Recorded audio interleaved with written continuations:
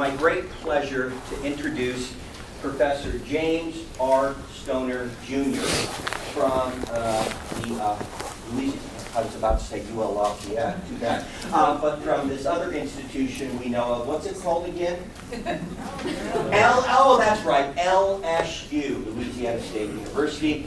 He is the Herman Moisey Jr. Endowed Professor and Chair of the Eric Vogelin Society. Now, I decided to maybe go ahead and print out his CV.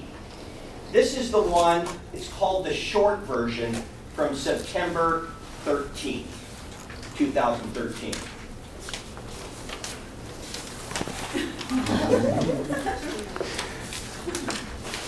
At LSU, we can pad our CVs as well as the best of them, just as we can our players, you know. No concussions. Of his resume as of September 2013. And I don't think UL would allow me to print out the long version, which is contemporary. He's an accomplished scholar, a great teacher, lots of books, especially in common law and liberal theory. Most recent book on sort of Confederate thought, he talked about that, and just publishes articles, reviews, just incredibly rich and thoughtful. And we had a discussion about his the LSU graduate program. So for those of you who want to talk to him afterwards, did not make the meeting. He's just an incredibly accomplished scholar and has really helped UL Lafayette in bringing in various people from the political science department and our department. So let's give Professor Stoner a warm welcome. He'll talk for about 50 minutes or so, and then we'll have an hour for questions. Okay? Okay?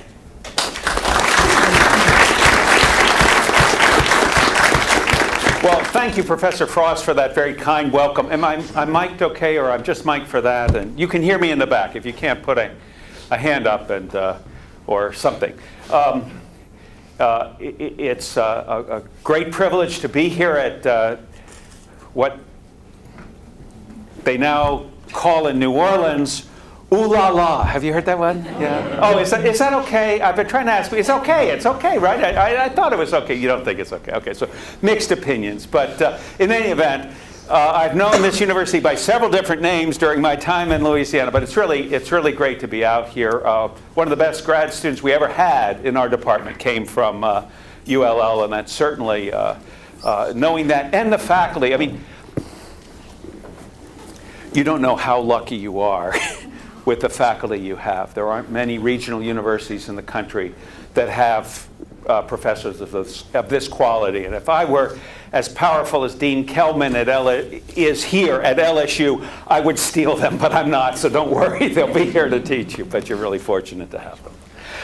Today, my talk is going to be titled, Why We Should Not Depend on John Stuart Mill for Free Speech. John Stuart Mill was the fellow you saw in the picture, and you came anyway, and you probably heard of it. Let me start. If you believe science, then perhaps you've heard that over the course of planetary time, the Earth's magnetic poles have flipped. Have you heard this before? They've actually flipped. Actually, it turns out, I looked this up, we're overdue for a reversal. Because it's been 780,000 years since the last one, and usually they happen every 200,000 or 300,000 years. Don't worry. I mean, I'm not saying this to give you something else to worry about. If it happens, it's probably not going to be a big deal. Most of the compasses are probably based on GPS and satellites and things of that sort anymore, the compasses in the phones. It's only the magnetic needles that would throw you off it. There's a little worry about how the magnetic field protects us against cosmic rays or something of that sort. And maybe that'll be weakened a little bit for a little while. They don't know how long it takes for the flip. It might be 10,000 years. That's short in geological time, right? Well, why am I mentioning this? Well, because in our politically polarized society, I think we've seen a kind of reversal of the parties on the question of freedom of speech, a kind of flipping of the poles on freedom of speech. In the middle of the 20th century, It was almost the definition of being a liberal, that you were a champion of expanding free speech, removing censorship, for example, of movies. That lasted well until the 1950s. Or censorship of library books. Librarians still probably put up, do they still do displays of censored books or something like that, as if that were a bad thing to do, or of course of sex education courses and things of that sort. And liberals encouraged what Supreme Court Justice William Brennan called uninhibited, robust, and wide-open speech in public debate. Conservatives back then were wary of this, concerned that lifting censorship on obscene materials would encourage moral degeneracy, and that removing the protection of reputation by the law of libel would harm innocent people and drive good people out of political life. At least one conservative professor back in the 1950s quietly raised the question of whether free speech even contributed to the advance of knowledge, suggesting upon newly uncovered evidence, actually that he had uncovered, that the wise are able to communicate with one another esoterically, even under censorious regimes. And even that no regime, even a liberal one, could avoid being censorious, even if only through the means of dominant opinion. But today, as I said, the poles have flipped. It's usually from the left that free speech is attacked, or at least called into question. Sometimes it's even said that the term free speech is a code word, or what's the phrase, dog whistle, for hate speech. And hate speech is treated as a form of assault. Indeed, even or especially at universities, once the avant-garde of free speech, certain ideas, even those not long ago taken for granted, or at least that were not long ago regnant in society, are seen to violate the university's commitment to an inclusive learning environment, putting one key principle, that learning should be open to all who are able and eager for it, against another principle, that all ideas should be open to critical examination. Meanwhile, conservatives have found themselves defending free speech by using arguments that not long ago belonged to liberals. Now, part of this might simply be the phenomenon that conservatives are behind the time. I mean, they're comfortable with what's familiar, and until recently, robust free speech was familiar at the universities, so they just don't want to see that change. And then again, at some schools, they might even be behind in revising their rules about these things, and conservatives like old rules, so maybe they're just tied to the old rules. But what I notice is that conservative commentators and conservative groups are using liberal arguments, not just the sort of drift of liberal opinion, but liberal arguments, especially the arguments of that quintessential 19th century liberal, John Stuart Mill, whose book on liberty, and especially its second chapter, freedom of thought and discussion, I think it's called, which has become the locus classicus in the defense of free speech. One sees this, for example, in Princeton professor Keith Whittington's new book, Speak Freely, Why Universities Must Defend Free Speech, which, though Whittington describes himself as a Texas populist, which sounds to me like a euphemism for conservative, he works through Mill's argument and explicitly endorses it. And then if you have ever been to the website of this group called FIRE, have you heard of them? I think, what's it? The Foundation for Individual Rights in Education. They are implacably opposed to anything that resembles a campus speech code. And they argue Mill's arguments on his principles.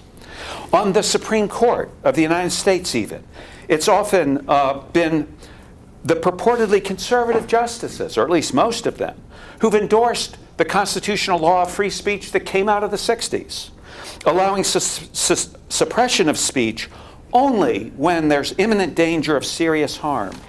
And in fact, promoting affirmative steps by government to give police protection to the most provocative speakers. For example, neo-Nazis marching in a Jewish suburb inhabited by Holocaust survivors, the Skokie case. Not to mention squelching, the court has, even the most hesitant steps by Congress when it still had the will to limit the proliferation of pornography on the internet. How did conservatives become the champions of liberal arguments about free speech? That's my topic today, or at any rate, where I want to begin. Well, what's up with this? What's been the cause of this change? I promise you, I won't only look at that clock. I'll look up there, because of course, if you've noticed, that clock is the perfect academic clock. It never moves. Right? So time is the eternal now. There it is. You've seen it here in Lafayette. But I will watch my watch so I don't go on forever. So what's up? What's happened? Well, Professor Nicholas Capaldi, who teaches at Loyola Business School and has written a highly acclaimed biography of John Stuart Mill, says, actually, Mill was just a classical liberal. And he was a classical liberal in all respects, concerning economics, concerning speech. And so in the same way that classical liberalism is now, in economics, is now what we call conservatism, it's only natural that classical liberalism in speech arguments is now, conservatives have come around to that as well. So that's one possibility of explaining it. It's actually just a matter of getting our terms right. We're calling conservative what's really classical liberal, and that's what's changed has been the other folks. A second scholarly opinion is that Mill actually wasn't a classical liberal, or at least a classical libertarian, that he had been so taken by some of the romantic theorists whom he read, Thomas Carlyle and others, in the 19th century, and that he became a kind of romantic liberal, and a romantic liberal tended to become a kind of conservative in the context of that time. So there's not, both of them would say there's really not a problem here to develop. The third possibility, though, which I think is the one that's the true one and that really has happened, is that liberalism itself has transformed according to a certain inner logic that it had. So Mill, as we'll see in a moment, allowed that government could limit individual liberty for the sake of preventing harm to others. But now liberals have discovered that there is harm in certain kinds of speech. The liberal theorist Jeremy Waldron, who has taught at so many great universities that I can't even tell you which one he's at now. Waldron has written a book called The Harm in Hate Speech. And it's probably the leading argument in favor of various speech codes and restrictions on speech, even in the academic world. And even by someone who in some way is certainly a liberal and favors free speech in some respects. But I think there's been some development along those lines. There's been something that's internal to Mill's own thinking that's led to the problem, which is to say I think there's some problems in Mill's thinking, or at least some problems from a conservative point of view, which is to say I think conservatives at least are making a mistake to rely on Mill in making the case for free speech. I'm going to make a case for free speech, but I'm going to make it eventually. But I'm going to make it on different principles. But first, let me talk a little bit about Mill and about a conservative critique of Mill that was made some years ago. And then I'll get to a few thoughts of my own on the subject. How many of you have read Mill's on Liberty? If it was a sign, see, then you have to, but it wasn't a sign. So did you sign? You don't sign it usually. Not yet. No, because then all the hands would have gone, or I would have seen a lot of hands like this, well, do we say we read it or not? But okay, so you've, so Mill's on Liberty. Let me go through the basic arguments that he makes. Mill says there are three reasons why, or three cases to consider on the issue of suppressing speech, or rather, three reasons why you don't want to suppress speech. The first is this. The opinion that's suppressed might be true. That would seem to be the obvious reason, right? We know over history that all sorts of things we now know to be true, whether it's let's see if I get this right, the revolution of the Earth around the sun, right, rather than the stars and the sun around the Earth, right, or the spheres, the existence of atoms, the well, all sorts of things, right? The existence of oxygen and the character of gravity, all of these things, brilliant people, which is to say Aristotle, had wrong ideas about. And if those opinions had remained mandatory, the discoveries that have made possible modern science would have been impossible. And we would have a confused and incorrect view of the world. And in fact, we would think true things that were false. So why would anybody want that? Surely, you must allow those opinions to be challenged, opinions that are orthodox in one moment to be challenged in order to get at the truth, because those opinions that are orthodox might be false. Even Newton, right, we now know, took a special case in his description of motion as the comprehensive case. And Einstein and others have been able to show that Newton's account of motion and all is actually just a special case of the way motion really works in the physical world. So you have to be able to challenge established opinions, or else their falsity will never be revealed. So that, in a way, is the easy part of the argument. But then Mill says, even if the received opinion is true, you should still challenge it. Now, this is a more curious argument, right? Because he admits, I mean, why would it be that if science gets to the point of discovering that the Earth revolves around the sun, why would we allow someone to then, or why would we worry about protecting the right of someone to say, no, the sun revolves around the Earth, right? Certainly, Mill doesn't have in mind that you could give a wrong answer on your science test and defend it by saying, well, it's just my opinion, or something like that. Or John Stuart Mill says, I can have this opinion, right? Why does he say that? Well, his argument is that it's different to know a truth than to actually say a true opinion. So I say that the Earth revolves around the sun, and you all agree with me, right? That the Earth revolves around the sun. But if I said, prove it, my guess is that you'd start thinking, oh gosh, when I took physics, did we do that? And you would actually discover that that proof probably wasn't even a part of your physics course. In fact, it turns out even in Galileo's time, they couldn't prove it. It was only much, much later when telescopy had gotten better that they could make the proof which depended on I'm forgetting the name of the term, but of being able to tell the slight differences in the relative positions of the stars, whether the Earth is where it is in the spring and where it is in the fall, right, in the course of a revolution. So Galileo actually couldn't prove it. He could just show that the evidence worked for Copernicus's theory and for Ptolemy's theory. And it was a little simpler for Copernicus's theory.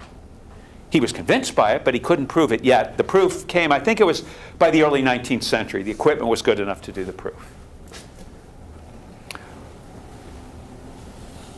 So most of us just have an opinion about that, right? We don't actually know it. Now, we're confident in our opinion because we know that the people who know it can do the proof.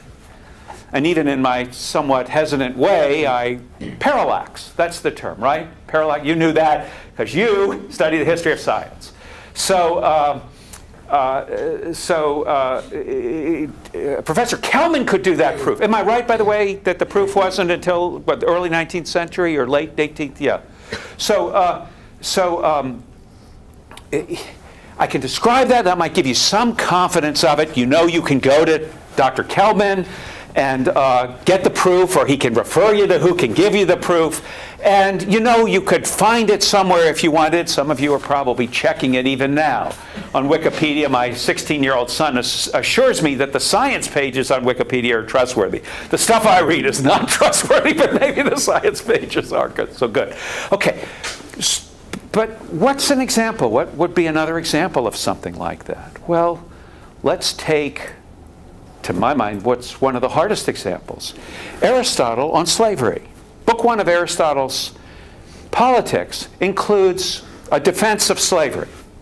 Now, it's not slavery quite in the way we knew it, race-based, it doesn't seem to be. It's not clear exactly whether he's defending it or criticizing it more. But from an American point of view, in a way, our whole polity depends on on the 13th Amendment, right? And having settled that question, slavery is wrong. And no one deserves to be a slave, and no one has a right to enslave another, right? But what if our knowledge of that is just that, well, that's an opinion we've always heard, like the opinion about the earth going around the sun. Someone might come along, you see, and not call it slavery, but take command of our lives that we've lost that liberty that we have if we don't know what the argument is against slavery. But how are you going to know the argument against slavery unless you know the argument for it? Right? So I think that's what Mill's talking about there. That it's really important, at least somewhere, that somebody is thinking about these things and is able to formulate the argument even against our deepest principles. And you can think of other things as well. Say, the equality of the sexes, right? Or maybe a few other things you could think about that would seem to cut against all our basic political principles to think that way. But Mill's actually saying, no, if you're going to know what's wrong with slavery, you're going to have to hear the argument on the other side and be able to actually make an argument like that. That's what it is to know, as opposed to just having correct opinion.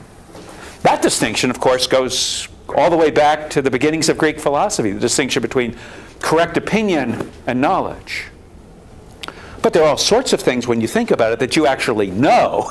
It's not just a matter of an opinion. You know, right? Mathematics, right? Once you've done the proofs, you know that. Even though when you're studying quickly for the test, you're just memorizing how to do this problem and that problem and so forth, right? When you're just doing that, see, then you don't know it. When you get the proof, when you go through the proof, then you know, right? That's an example of that difference. So that's the second reason for free speech, and that's the more difficult one, right, than the first one. That seems obvious. And then Mill says, well, actually, there's a third case, because he says, with regard to most of the human things at least, most opinions we hear are actually only partly true and partly false. So it's not simply that either the opinion is true or false, but there's some kind of mixture of that. He's going to speak in his sort of classic example of what he calls the difference between pagan self-assertion and Christian self-denial. And it's Mill's opinion that anyone whose morality is formed only by pagan self-assertion is going to be a distorted human being, probably too proud, right? Too willing to ignore those whom he conquers or defeats.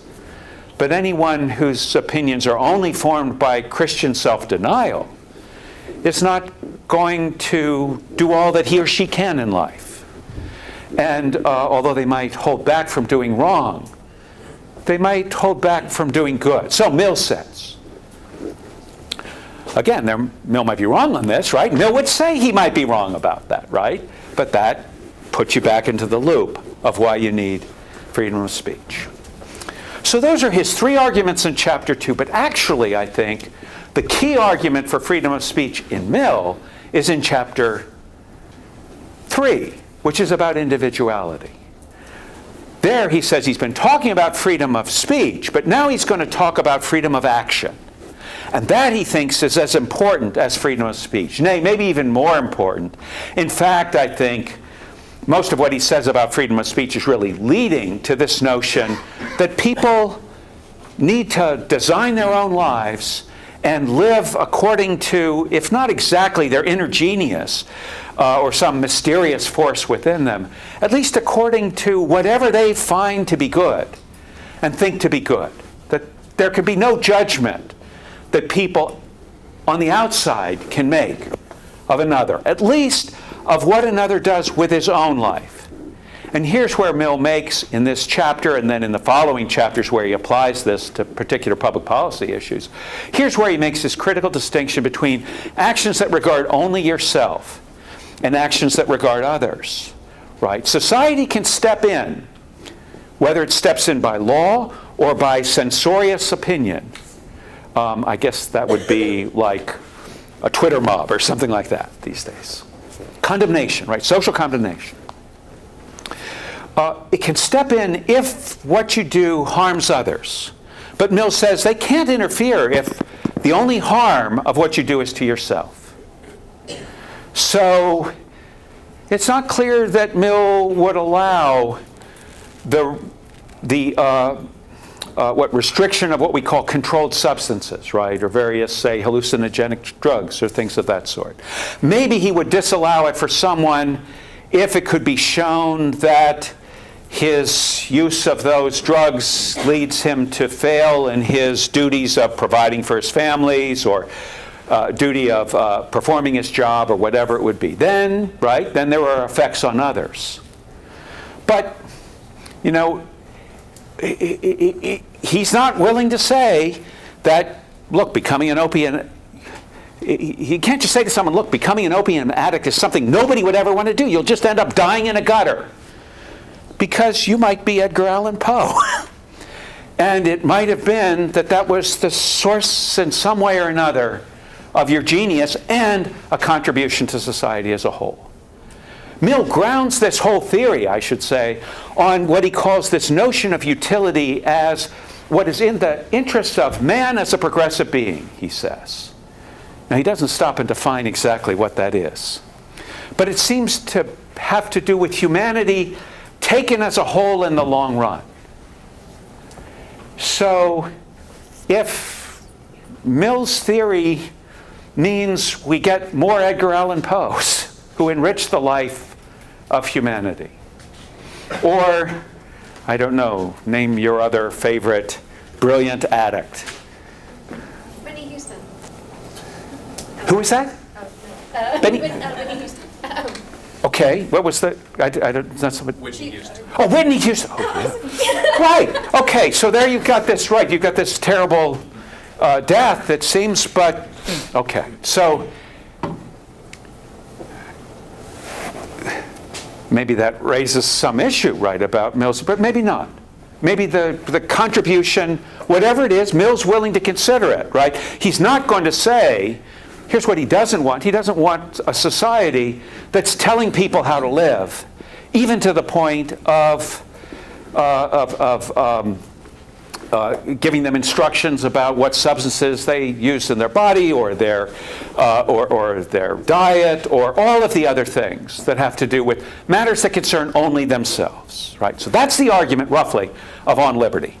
So who would disagree with that? Well, I'm going to tell you about someone who did.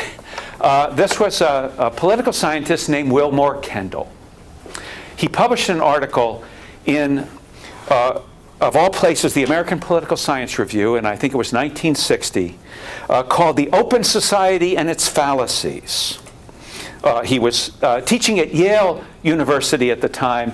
Kendall has the distinction of being a professor who became so despised by his colleagues. Listen to this, Dr. Kelman.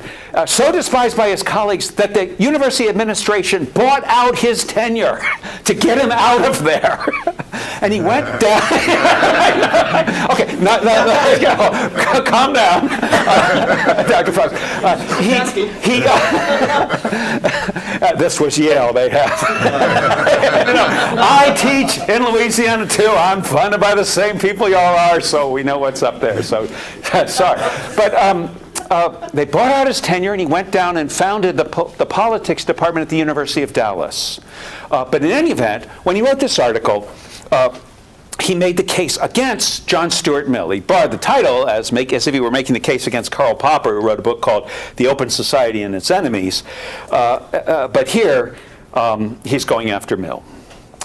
He reads Mill's chapter 2 to allow or even promote the expression of every opinion on every subject everywhere, except saying that property is theft to a hungry mob in front of a poorly guarded mansion.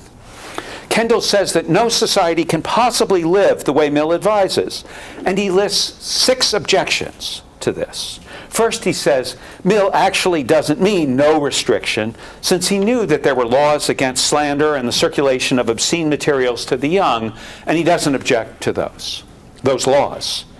But then those are restrictions, and maybe establish a principle that could lead to others.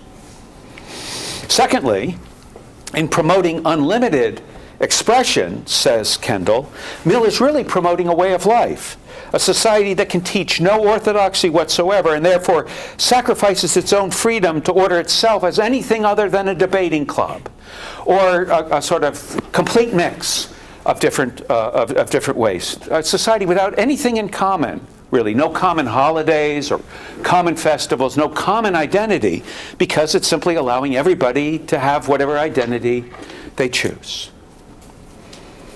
So it's not that he isn't promoting a way of life. He is promoting a certain kind of life.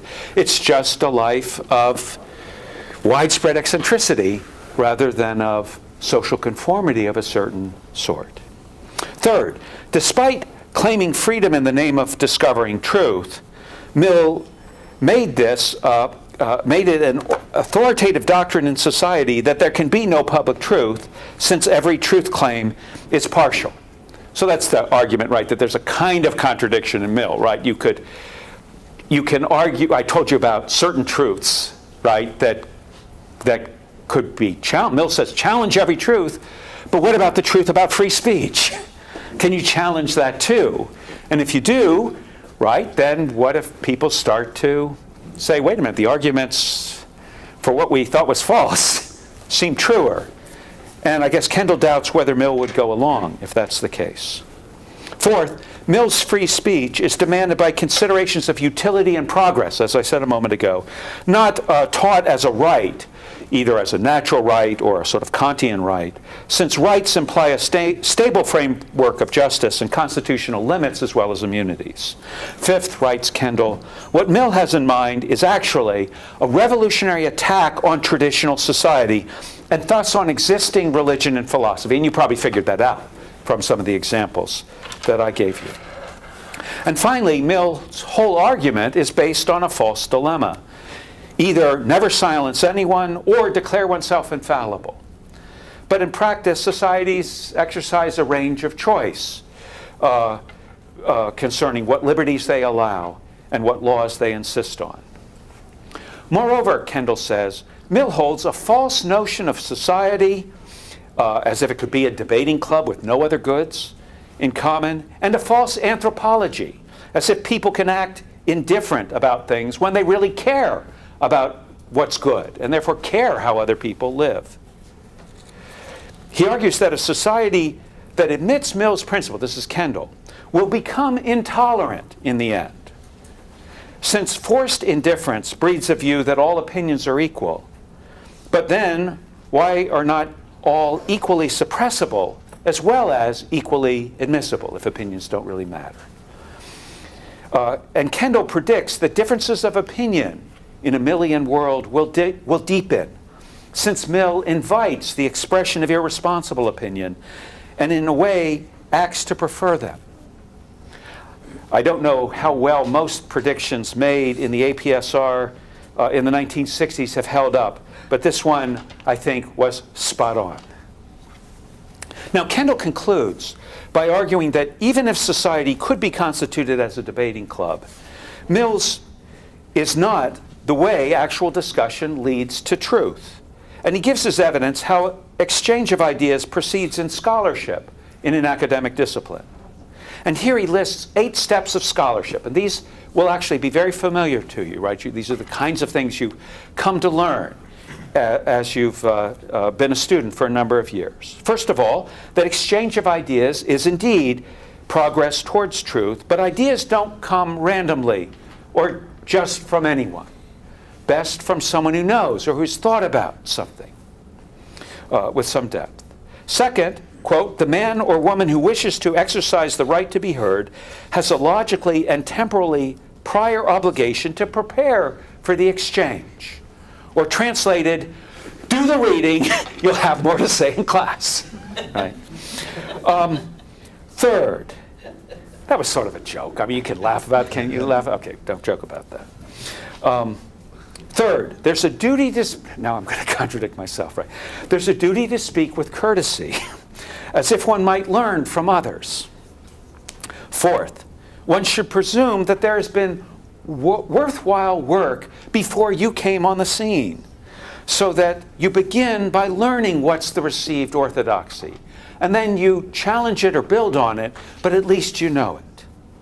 Fifth, all argument proceeds within a frame of reference, which, if it changes by the decision of the scholarly community. Here, actually, Kendall is anticipating the contemporaneous work of Thomas Kuhn, who published his famous book, The Structure of Scientific Revolutions, just within a few years of Kendall's publication. I don't know if he knew about him or had seen the work. Kuhn, I think, was at Princeton, wasn't he? Sixth, you should expect barriers if you challenge the orthodoxy, but these are actually an ordinary part of the process, which, Kendall implies, force the challenger to play at his best game, or her best game. Seventh, one earns the right to play by, quote, performing the obligation to produce a craftsman-like piece of work. In other words, write your papers first, and then you'll be taken more seriously next time you make an argument. It's poignant, of course, to note that right after he published this piece is when Yale bought him out. Well, what are the takeaways from Kendall's analysis? Well, first, I think his distinction between the needs of social order on the one hand and academic life on the other is an important one that's actually forgotten on both sides of the debate today, whose protagonists assume that the university is so deeply integrated into modern society that the rules for one must necessarily be the same for the other, whether encouraging the spontaneous chaos of the market or the planned promotion of social change. Second, I think we've grown too sanguine, too confident about tolerating truly threatening speech in the public realm, whether from the Westboro provocateurs or from Antifa or from white nationalists. Society requires the recognition of goods besides expression, even if it's debatable what these are. And third, I think that what Kendall writes about academic disciplines remains true, and it offers a sobering reminder both to the young who want change now and to the old who might reflect on our isolation. It means, by the way, no protest signs or chants during academic talks or lectures. I don't have to say that to you because you've been a very polite and very patient audience. But I did say it when I gave a similar part of that talk to the political scientists, a group of whom I knew had stood up with protest signs in another academic panel the previous year. But Kendall's argument, I think, actually, his article overlooks some practical truths that I think can be supplied by the American free speech tradition. First, as Keith Whittington has reminded us, we should recognize that Madison's report, from Madison's report of 1800. Have you read that? Madison, you've heard of the Alien Sedition Acts, perhaps, and the protest against them, the Virginia and Kentucky resolutions. But actually, the best description or articulation of that protest was something Madison wrote as a report in the Virginia Assembly, back in the glory days of that assembly, or of that state, which has come on harder times recently, both of them. But he argued in that report that suppression of speech that even the suppression of speech that could rightly be suppressed is a danger because the official charged with censorship is likely to censor too much. A truth that I think was relearned in modern times on universities with campus speech codes. Even things that you could rightly suppress, once you allow people to do that, they're going to suppress all sorts of things beyond what could rightly be suppressed. And second, despite real differences between society and the academy, between them, I think, should be not an impervious wall, but a permeable membrane. So genuine political grievances can be heard by scholars who study society, but don't directly experience those troubles themselves. And also that society might be enticed to listen to reason from the academy, should the academy once again make reason in all its dimensions welcome as though it were its home. Well, there's my account of Mill and my account of a critique of Mill. What do I have to say about what should be done? And let me say in conclusion a few thoughts on this. It seems to me that we can best protect speech and free speech if we consider the different ends or purposes of speech and how these apply in different settings. The ends of free speech advocates typically identify are threefold. Not just as Mill, actually the different authors tend to identify one, but there have been some modern authors, for example, Timothy Garton-Ash in his fine book on free speech the other year, who have a more Aristotelian approach and look at these different ends. And I think my approach is similar to theirs.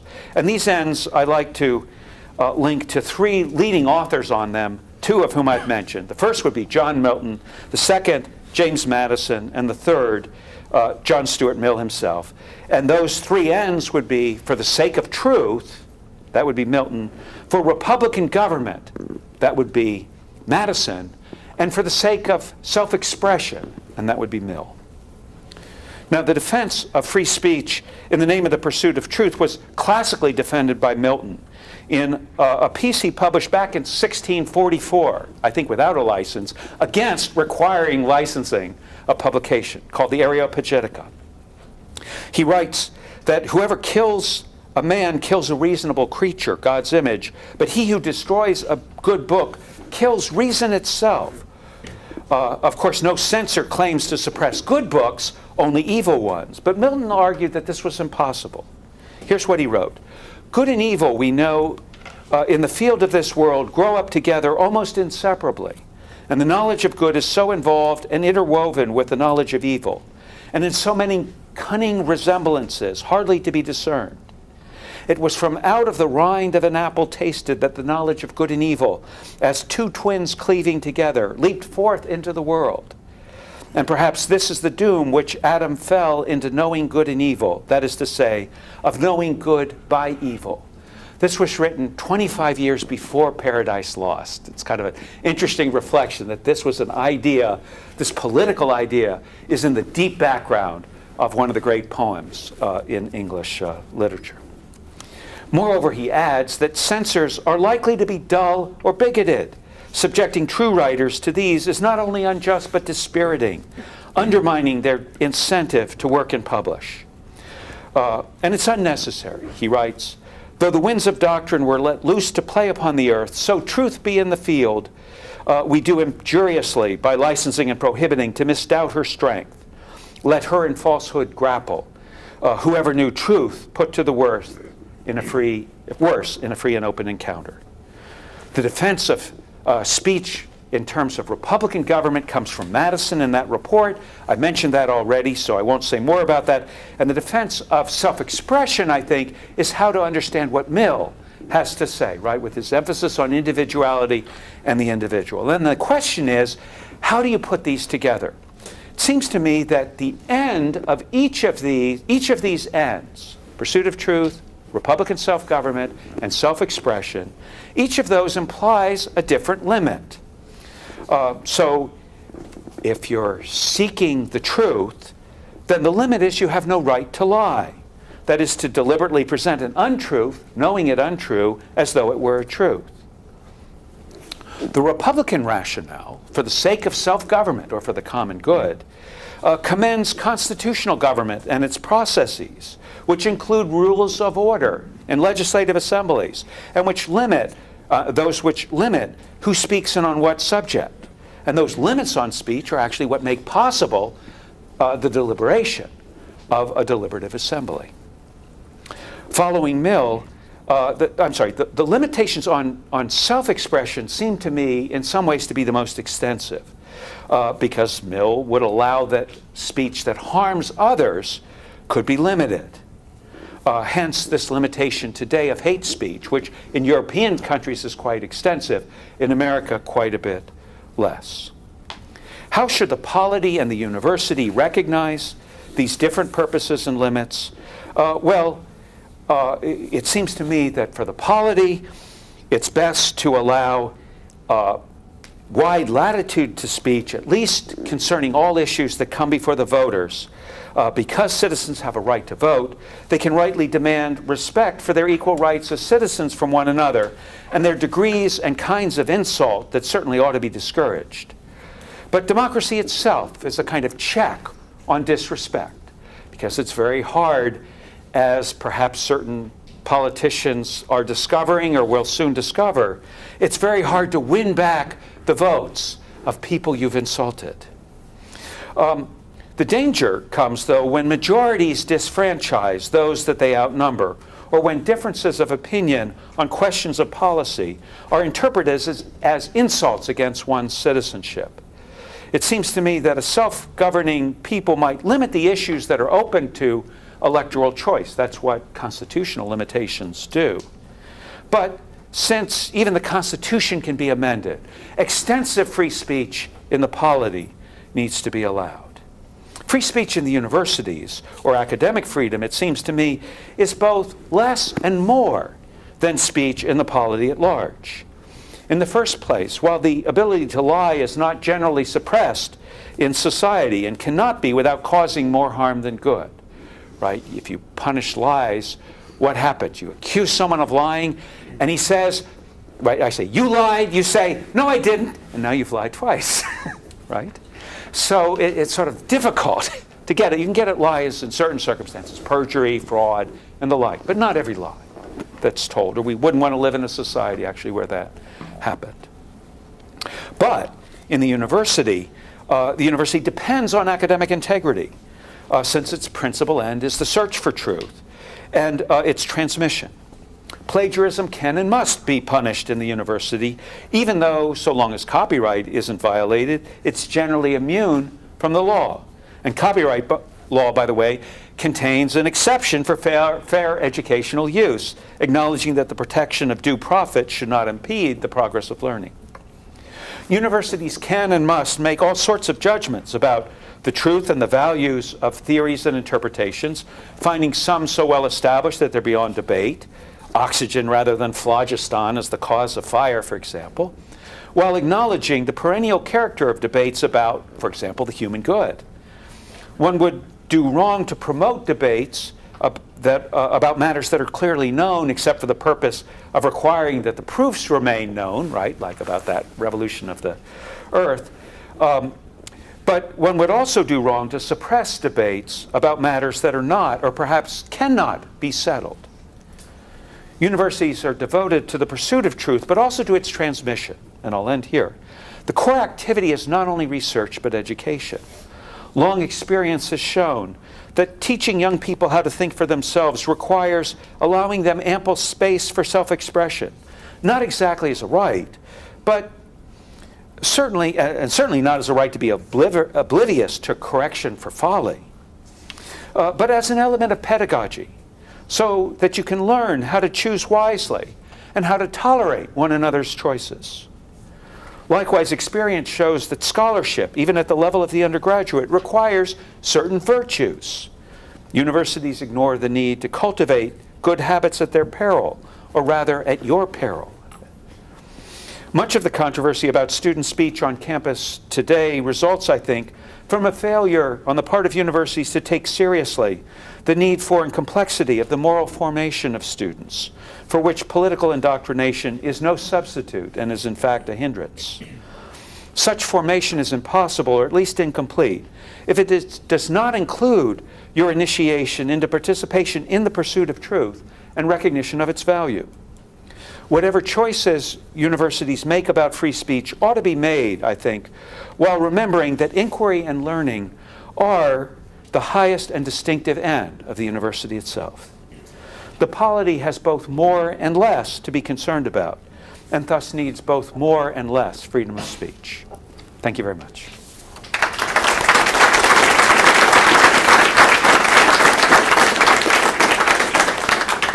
Thanks, Professor Stoner. This is probably not your first rodeo, so I think you can go ahead and... Have a piece of pizza? No, I'm kidding. And go ahead and just... I'd love to take some questions. I once gave a talk on freedom of speech, and then the person who was hosting me says, okay, well, I'm sure you're all just ready for the food, so no questions. And I thought, wait, how can you defend freedom of speech and then have no questions? So you better come at me now, right? Who wants to start? Yes, sir. So you spoke about how you sort of started, just briefly, the general, I think it was Mill. Yeah, it was Mill. So you can do anything you want as long as it doesn't harm anyone else, but you can harm yourself as much as you want.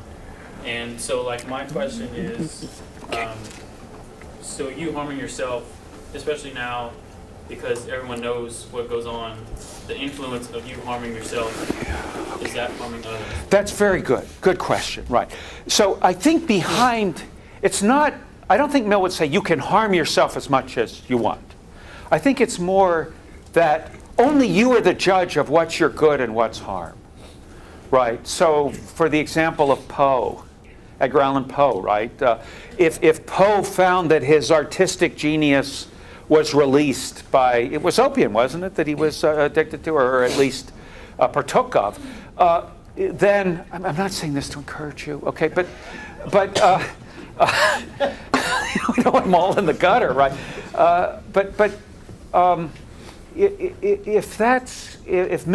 If Poe's choice is to live brilliantly for a moment or something like that, Mill would say, you can't judge that from outside, right? But what about the problem of an example? I mean, even my giving that example, I get hesitant. I start feeling guilty giving the example now because I think, oh my gosh, somebody in the class is going to think, I could be Poe. He said I could be Poe if I could just, Poe, right? Yeah. So I could be Poe.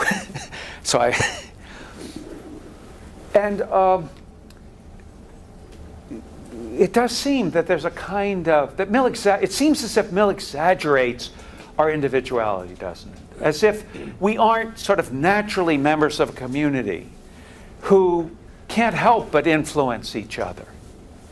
And I think that's the beginning of a really important critique of Mill, that he's greatly exaggerated the isolation of the individual, and that human beings really do live in a community, like it or not. And I suppose his answer would have to be that he's taking the long view of this, right? And he knows, actually his answer might be, he knows most people think that way. Most people, I mean, he's read Rousseau, he knows from Rousseau, if he didn't know from his own experience, that most people live themselves according to how they see themselves reflected in the eyes of others. Right? They think of themselves the way they think that others think of them. They try to live up to the reputation that they have. They don't actually think for themselves, really. And I guess Mill would say that's just the way people are, so on the whole, you don't have to worry about it. He's worried about the Poes. He's worried about the few who actually have the inner strength or the inner capacity to really ignore the world and make their unique contribution on the world. But of course, in fact, I guess in practice, it now occurs to me, even that dichotomy isn't quite fair, because in the real world, you have to realize that people tend to cluster into parties of one sort or another. And so maybe what Mill is encouraging is actually a deepening of a clash between different groups of people, because what you put the individuality of people thinking for themselves together with the natural tendency of people to follow each other's example, and you end up with polarization, as we say, right, of this world of sort of sharp clash where it doesn't seem sometimes to be anything that's held in common. Great question. Yeah, that's good. Someone else. Yes. Given the censorious nature that would be brought about by suppression of free speech, do you think that the subversive quality of language itself would experience some kind of loss, disappearance, or that it would experience an esoteric retreat, or be that which hides in plain sight? Yeah, I guess it depends on how sophisticated the suppression is. That's sort of our danger now, isn't it? That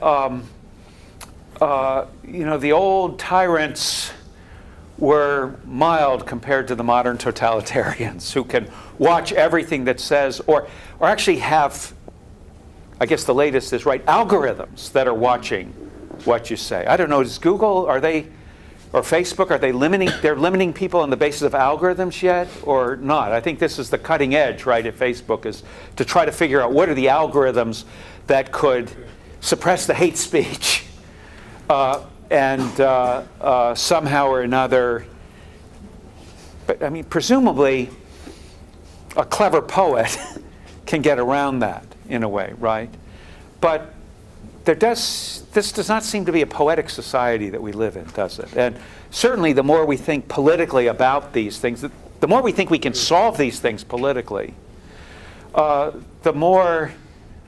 less apt we are to sort of take pleasure in the unexpected.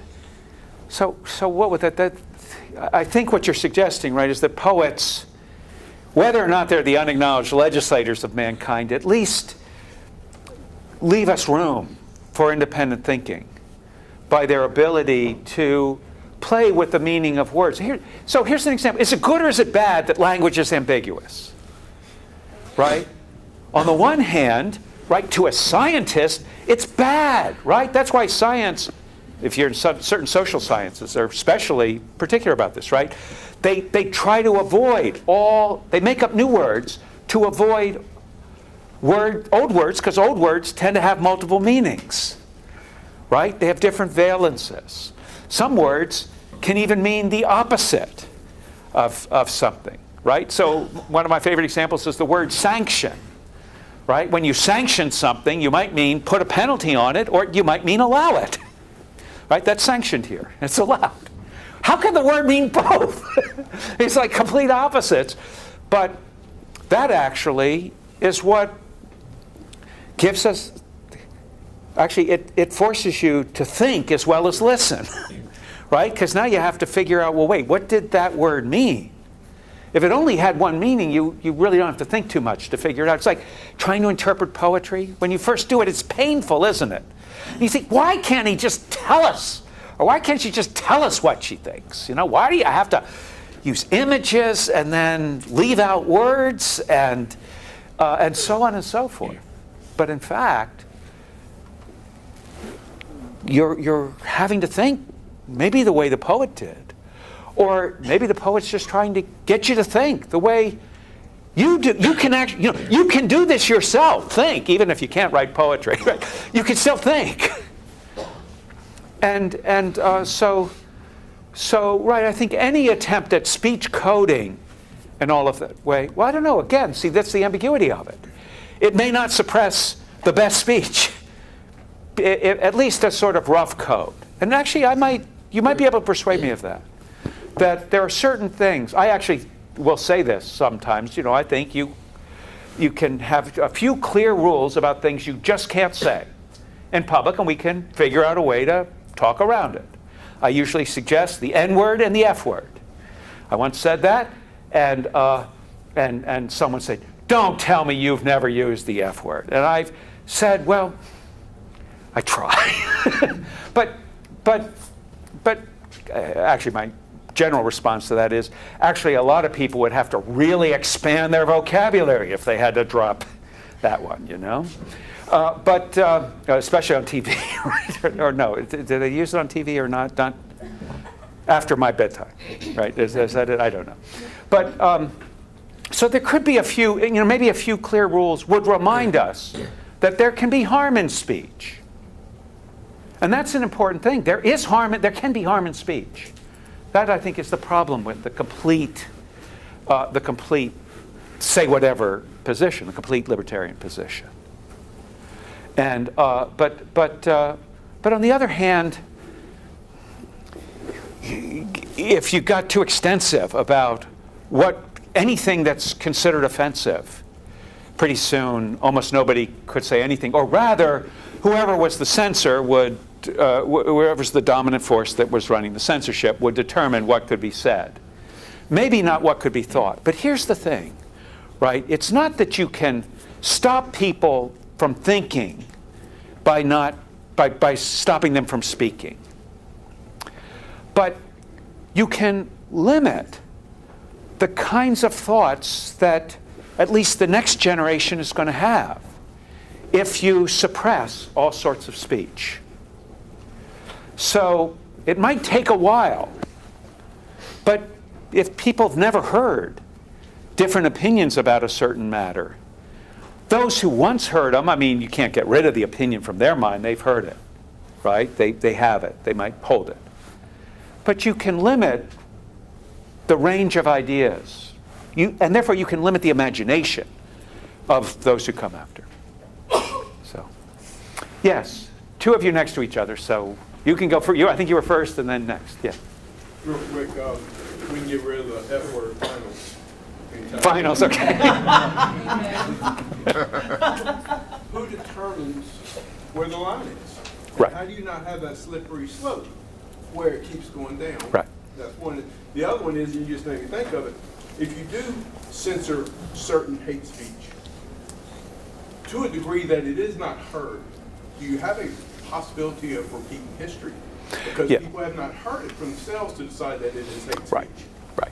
No, that's a good point. I think that that latter point is a strong argument, and it's used right now, especially with regard to the Europeans.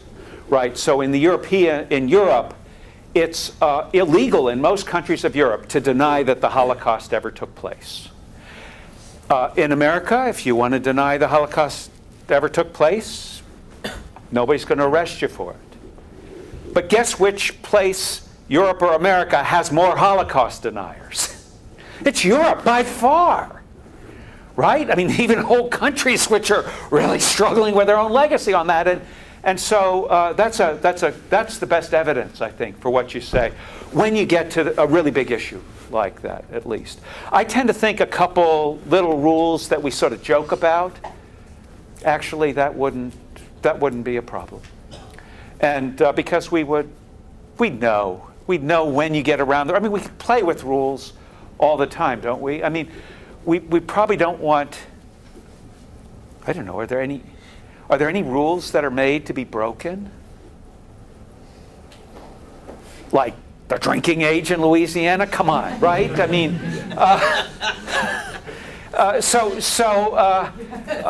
the dean is left. We can laugh at this. It establishes a point, but also people understand that if it were a fully enforced rule, that would be a problem. That doesn't mean there aren't all sorts of problems. That's the question of who decides.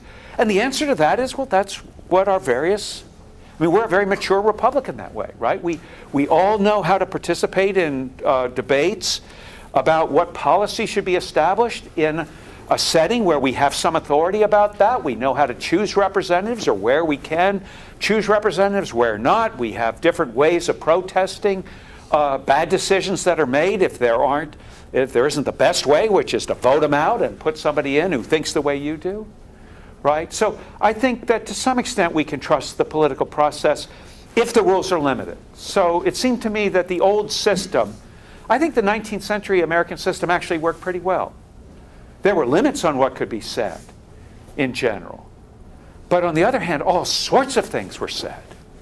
You just go back and look at what's said. I mean, it's shocking things, if you don't know of this, of what's said about even free sex in the 1870s. The 1870s, the middle of Victorian era? Oh yeah, sure. Victoria Woodhull, read her stuff. And some of the others. So I'm telling them, read Woodhull, don't do Paul. Right. So, but I think that when there's a certain, a kind of sophisticated understanding of those things, you can have the benefits of both sides, of a general freedom, but a recognition that that's the whole thing about freedom, right? That freedom is a great good, but it's not a final good.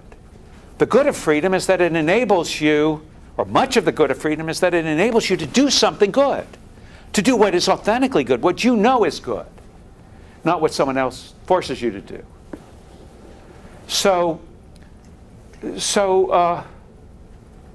right, I think it's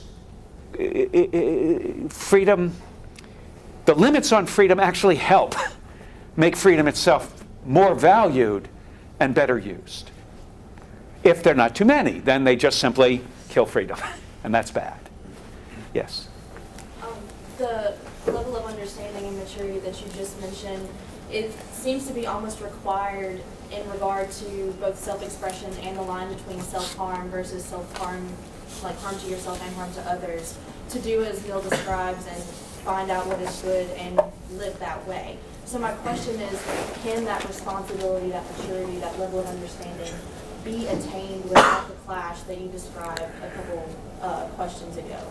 Yeah, I think that one thing Mill's clear, and maybe one of the better arguments that Mill actually isn't a libertarian in some ways, is he's very clear that parents have authority over children and need to form their character, right? And at some level, he says this whole argument for free speech only applies to people who've been basically well-formed in the moral virtues, right? So hence you can have free speech at the university, because if you weren't basically well-formed in respect to a lot of the virtues, you wouldn't have made it this far. And so that's a part of the argument, right? I mean, so part of the argument is this is about what goes on for grown-ups. Now, it's also a critique of Mill that you want to say, yeah, but how do we, what principle then do we decide what's good in the education of children? On the whole, he would leave it, as the old law did, to parents.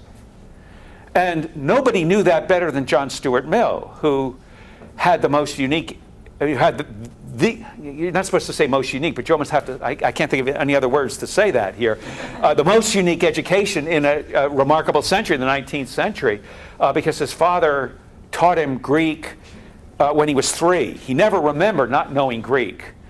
And then he was reading Plato and Herodotus and all of these others by the time he was, I mean, those were sort of his first reading books. And then he later let him learn Latin and English and things like that. I mean, I guess he could speak English, but I don't know that he could read it, not in his studies. I mean, so he had this incredible and truly curious homeschool education, right?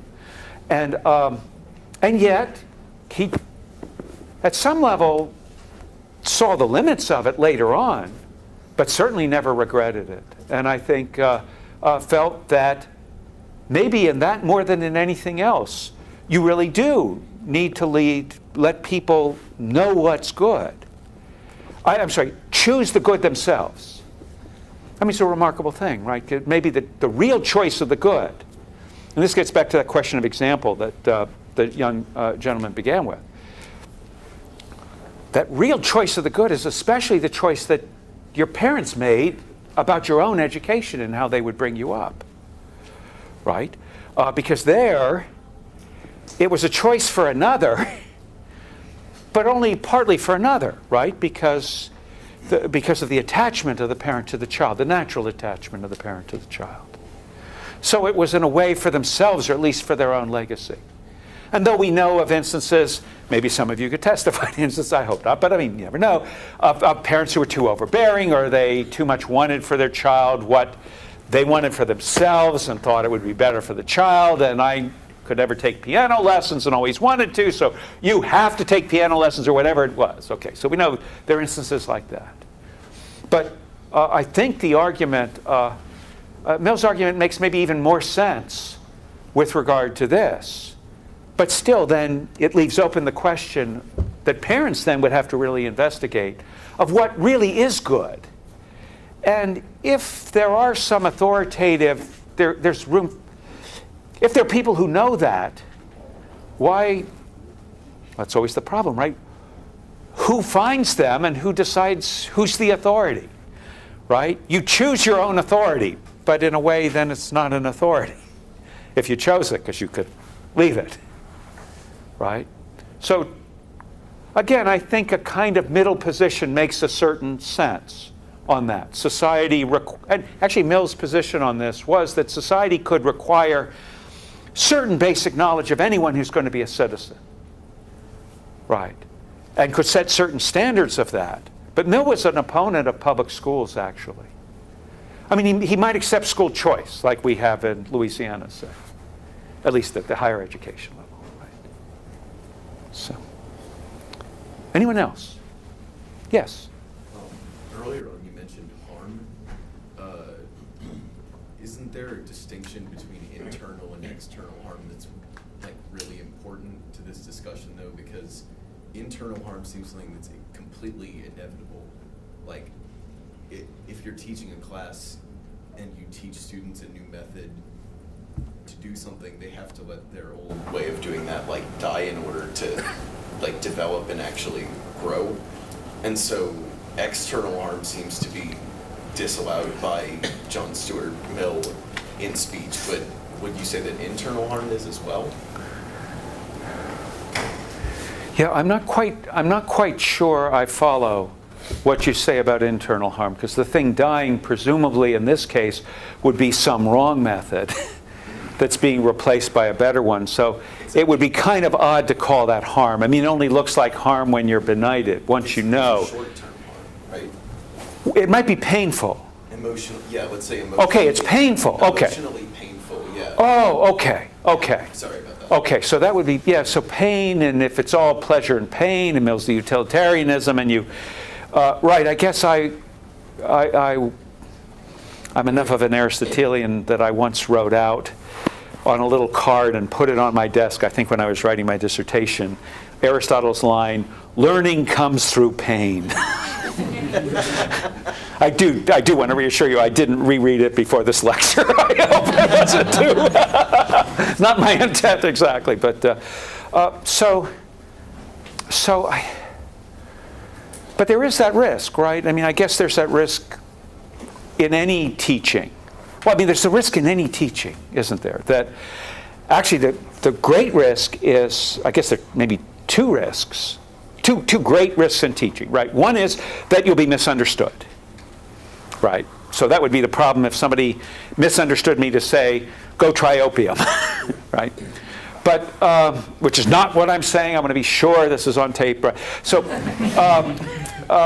but the other is that I would say something that isn't true, right? So, no, I mean, of course, if I say something that isn't true, I hope you misunderstand me, because that way you wouldn't have been corrupted. But those are the risks and problems of teaching. So, I guess the harm then, it is a problem with the harm principle generally, right? Is the subjective character of it, and how do you know what's harmful, right? How does that solve any of Mill's problems? If you can't know what's good, how do you know what's harmful?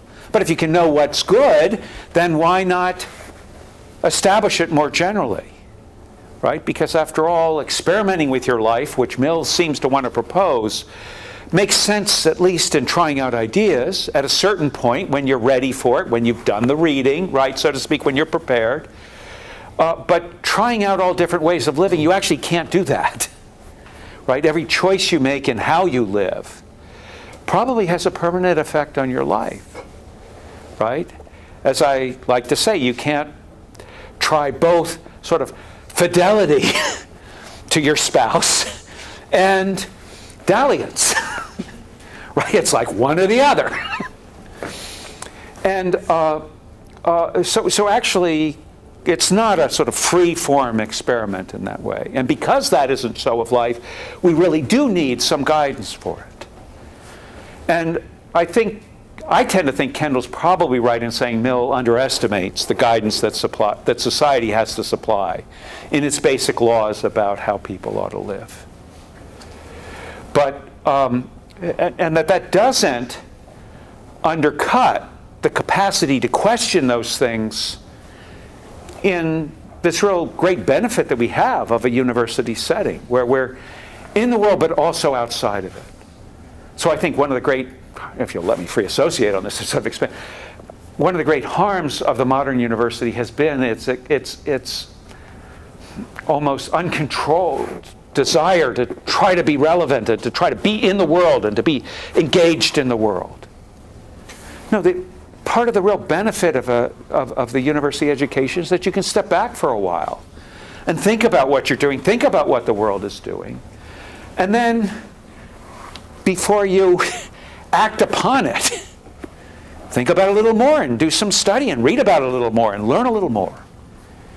The other will come along time enough, soon enough, unless you kind of disappear into the academy for your whole life. Which is a great deal if you can get it. So, yeah. But it's only for a certain time. So, yeah. The ones who can't grow, the Peter Pan syndrome, right? I guess so. Yeah. Yes. Okay. At the beginning of your speech, should I make you stand up and show everyone your shirt? You wrote the perfect John Stuart Mill. So skepticism is milk. Okay. yeah. Well. Near the beginning of your speech, it sounded like you were concerned about free speech on campus and campus speech codes. But Yes. it seems to me that most of those controversies are directed at eliminating racist and sexist speech, which at the end of your talk you said seemed to suggest would be okay to eliminate on campus. So I'm wondering, is there tension there, or I'm just misunderstanding? No, here's what I'd say. I think that use of racial insults, right? And if you want to say there's, you got a list of a couple, the what word or the what word, if I say the B word or the something that would be an insult on a sexual basis, maybe okay. But you still have to address the questions of what's the meaning of race, right? Is race an important part of identity or not? What is it just a kind of extended family feeling? Is it constructed by historical experience only, but is it constructed by suffering, but then it's constructed by some other? Or is it something we all naturally have? John Marshall Harlan, who wrote The Great Dissent Against Segregation Laws in Plessy v. Ferguson, also said every true man has pride of race. And that seems to mean whatever your race, you deserve pride, and that would mean for blacks, but also for whites, right? And also for the Asians. He mentions them as well in his dissent. So which is it? Actually, these aren't I don't think there are obvious answers to those things. And so that has to be talked about. And it's hard to be able to talk about. Here's Kendall's point about not making a false dichotomy. We can certainly talk about those things without using the N-word, right? I mean, you can bring up the controversy about it, okay. But you know that you're not going to make any progress in understanding it by hurling insults at each other. Unless you can find a setting where the insults are hurled in a jocular way. Well, come on, I was shocked when the comedian the other year put his arm around President Obama at the correspondence dinner back when they used to have that, and they used to joke at it, when people used to laugh at, and he put his arm around him and called him his favorite and used the word. But he was black, saying that to a black, right? But still, the Washington Post, it actually was funny to watch the Washington Post, bending over backwards, trying to decide how to report it. Well, he used the word, they were going into all these circumlocutions. Everybody knows the Washington Post, so to speak, is not in that same community exactly. So even that can be used in a jocular way, but maybe only in a certain setting, and we can reflect on that, and that's probably part of what we reflect on what it means. If race has any real meaning, or is it just an accident? You know, it used to be spoken of as an accident, the accident of color, right? And so not essential to human beings at all. So that, I think, that can be debated, even if racial insults, at least sort of identifiable racial insults, aren't specified. Here's the problem: if you say you're insulted just because we're talking about the issue, that's where the problem comes in. But is that really a common thing, that people feel insulted because someone mentions the word race? I mean, it seems that it's on the left that you have all this discussion of race and cultural studies and that kind of stuff. Well, yeah, okay. So I don't know if it's that they mention the word, but then when you start talking about the thing, right? Because when I just quoted Harlan, I actually wrote a piece like this and hid it on the internet, where I quote Harlan on this and ask the question about it. But see, I don't know that discussing that, I haven't printed it. I don't know if anybody would want to print it. I'm sure it could trigger a Twitter mob if I wanted it to. Well, actually, I don't know. I have no idea how to trigger a Twitter mob. Trigger a Twitter mob. And why would anybody want to do that? Well, I guess all attention's good attention. That isn't true, I don't think, but people say that. But no, so I think people do get offended by things they say. I don't know, is offense a bad thing? Well, do you get offended? Maybe this is that last point. Do you get offended by an opinion that really contradicts something you really believe? I do. I mean, I hate hearing it. And I hate it even more if I think it might be true, because that means I was wrong. Right? So offense, just taking offense can't be enough, I don't think. So that's why I think if we could have a few, you might be able to put into a place a few rules about it, which would at least establish the principle. Don't be offensive just to insult. Although, you know, as soon as you say that, you say, well, there are times when insult, even insult, has its purposes, I suppose. Although don't press me to think of one of them now. If Brian Paul said I was going on too long. No, maybe. no, Go ahead. Just saying, Yeah, this right. person Go had ahead. their hand Yes. up. Yes. I kind of want to talk about another side of this topic, and that would be the punitive measures you take when someone breaks a speech code. Okay. Right?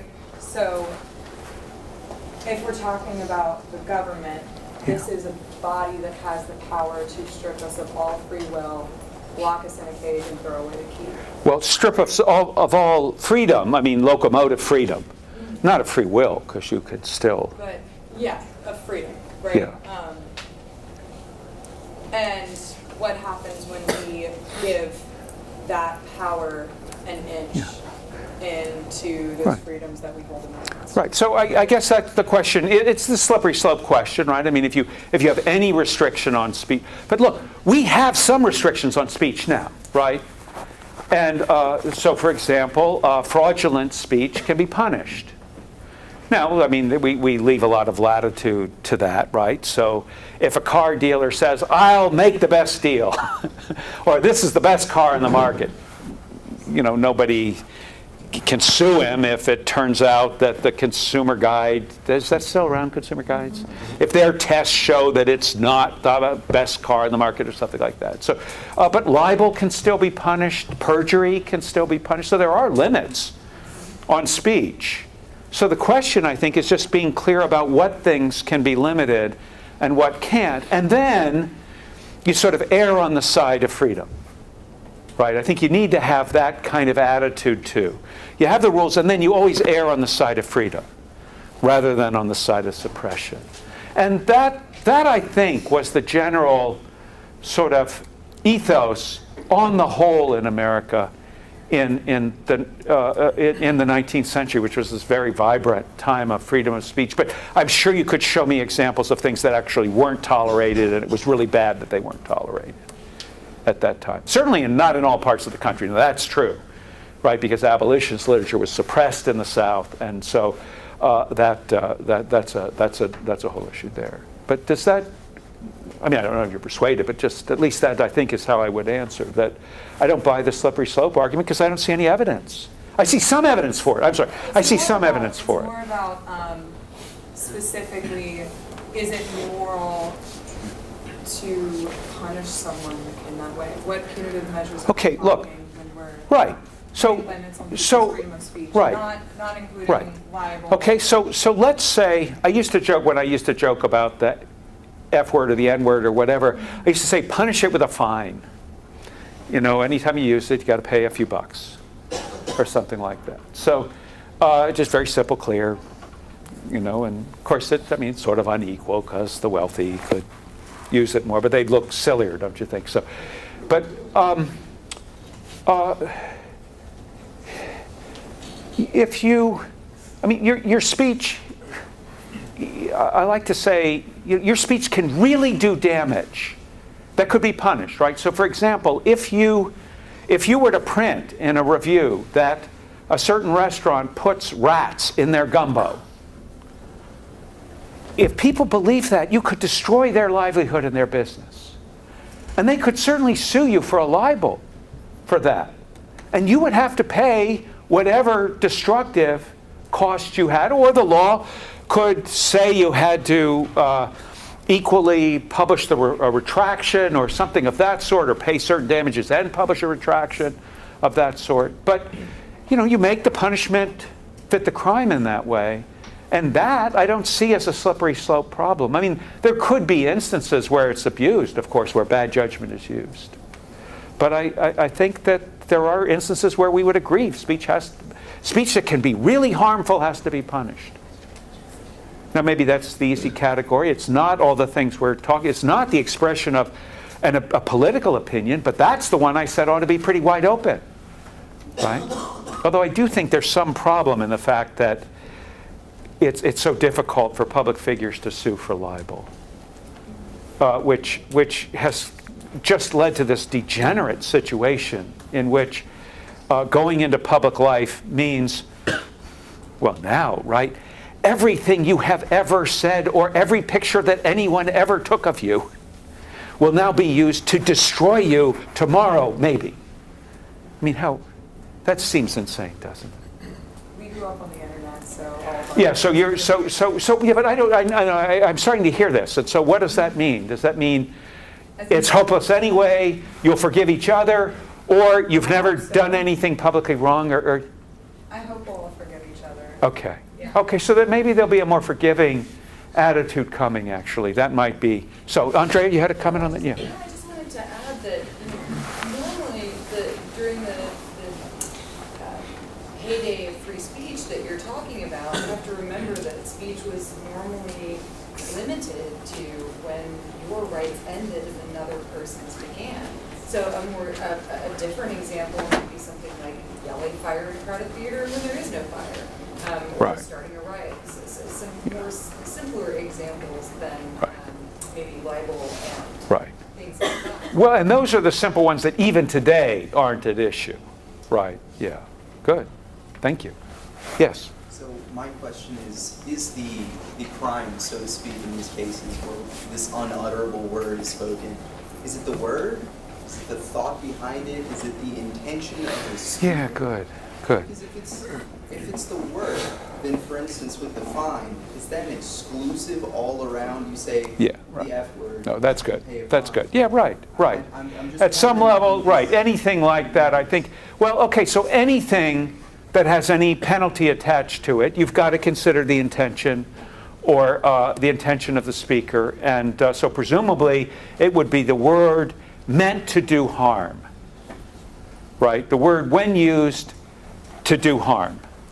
Now, again, that might not help a lot, but it would make the difference between saying, well, I was just reading the word because I was asked to read aloud Huckleberry Finn or something like that, and I'm using the word specifically to insult somebody else in the class and make him feel less than he is, or remind him that things used to be different and I resent that they changed, or whatever would be the intent, the bad intent attached to it. But now rather than the individual deciding their intention, we're going to have the government deciding their intention. No, it's a jury. It's a jury? Typically in anything like this, again, that's a part of the whole system. It's not the state exactly. The state brings the charge, but you still put it before a jury, something like this. At least that was the old American law, right? That these questions of libel, at least, went before a jury. That was the key principle of the Zenger case, where the Americans broke, with the first place the American law broke with the British, really, or one of the first places. It broke with the British way back in the early 1700s. And the Americans said, let the jury knows. They know juries know how to figure out whether people meant something as an insult or meant it as a joke, or whether the circumstances were such where it was a problem or wasn't a problem. Now that's, going to mean, well, it's a little more than a majority, right? Because jury verdicts have to be unanimous now, even in Louisiana. I have a question. So essentially, is the essence of your argument just some state-enforced politeness, what it comes down to? That's kind of what it sounds like. If we can't say things that are insulting to one another. Well, I guess what I'm saying is, let's understand the circumstances, right? And what the different circumstances require. There are times where, I think in politics there's going to be insult. Of course there's going to be insult. I was actually saying, certainly in political life you can speak freely. I think at the university you do have to be polite on the whole, although it is not impolite to say you're wrong if you're wrong, right? Actually, that's a great favor that someone could do, right? To correct you when you're wrong is one of the greatest favors a teacher can do a student. Did you know that? Right? Instead of, you think at the moment that the best thing the teacher could do is just nod and go along. You've had the nice teachers. I've done it myself, I confess. Where you nod and go, oh, great question. Oh, thank you for sharing your opinion, and so forth. And, if it was a useful opinion or a helpful opinion, fine. But if you were just wrong or was something really stupid, you say, yeah, but think about this, or something like that. Have you ever had a professor like that? Just sort of put it in your face, and then you're actually kind of glad for it, because usually the secret with dealing with that person is you come back at them. And usually if they're good, right, they can take it, right? They can take what they can give. And they want that argument. That's what they're looking for, especially if they're from New York. But so I don't mean to say just be polite, although there is a role for politeness, right? The word comes from the same word as political or from the city. It's how we can live together in society according to certain mode of politeness. But I would agree that politeness itself can be used to suppress speech, and that especially in politics, sometimes it's necessary to just say it as it is, even, well, come on. In politics, it's often necessary to exaggerate, in the sense to really make clear a difference. I say necessary. It's going to be done because it seems to be a necessary fact of political life that we divide up into parties, as I said before. And so parties themselves exaggerate the differences between us. And the key, I think, is to be able to step in and out of that, and to know when you're in a political dispute and when you've got the luxury of the classroom where you can actually say to somebody with whom you disagree politically, well, I do see your point, Just when the cameras stop rolling, then, you can really talk. But that's the advantage of a classroom, is the cameras aren't always rolling. Or you learn to ignore them if they are. Yes, ma'am. So what you're saying is less about being polite and more about not being an asshole, pardon my French? Yeah, was that on my list of words? I don't know. Oh, it's français. Right. The français.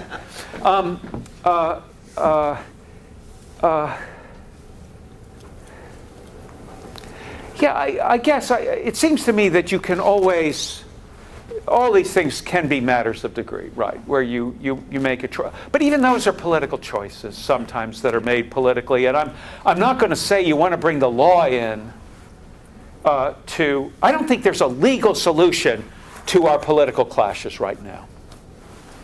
That I don't think. There's no, there's no legal solution. And anything that's offered as a legal solution actually will mean one dominant party is trying to suppress its opponents.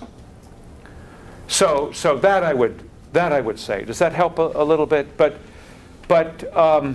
you know, one side that, I mean, the dominant side will have the luxury of being a little more polite, I suppose, and it's the opposition that has to get in the face to get attention. And that's true whether the opposition is a minority that's been excluded from society for a long time, or the President of the United States, so to speak.